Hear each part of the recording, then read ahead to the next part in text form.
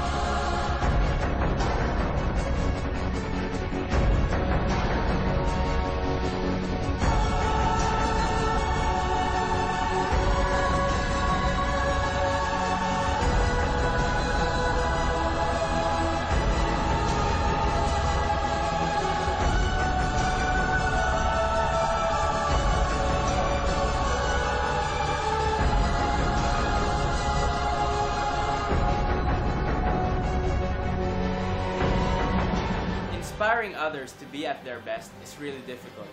But that's what Tanghalang Banyuhay Incorporated taught me, to be at my best and to inspire others to be at their best. Salamat sa Tanghalang Banyuhay Incorporated Scholarship Program for giving me the opportunity to enjoy life in theater while studying in school and be an outstanding student. The group helped me to find this thing that I have been searching for a long time, and that is the unending love to perform. Tanghalang Banyuhay also helped me to appreciate the aesthetic value that the theater has. And of course, the group helped me to achieve one of my goals in life, and that is by being a teacher. And I'm very proud to say that I was able to finish my studies just because of the help of Tanghalang Banyuhay Scholarship Program.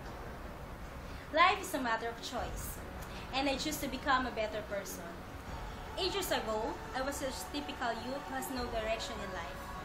A teenager who's having a dilemma of what should I be in the near future. But now, I am proud to say that I am a licensed public school teacher and a community leader. With the help of Tanghalang Banyuhay Scholarship Program, I was able to finish my college degree. Ang Tanghalang Banyuhay ay nagsilbing pamilya sa akin. Nagkaroon ako ng pangalawang ama, ina at mga kapatid. Naramdaman ko ang kanilang suporta nung ako'y sumali sa Binibining Valenzuela. At dahil dito, nagkaroon ako ng lakas na loob upang sumali sa Binibining Pilipinas. At ako'y taos-pusong nagpapasalamat sa Tanghalang Banyuhay. At kung gusto niyo rin maging gaya ko, sali na kayo! Almost 10 years since I got into theater. Since then, it's been a great experience that I see myself much improved now.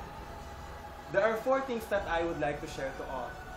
4 things that the Tanghalang Banyuhay Incorporated can also offer. First, they enhanced my skills. Second, they made me a better and stronger person.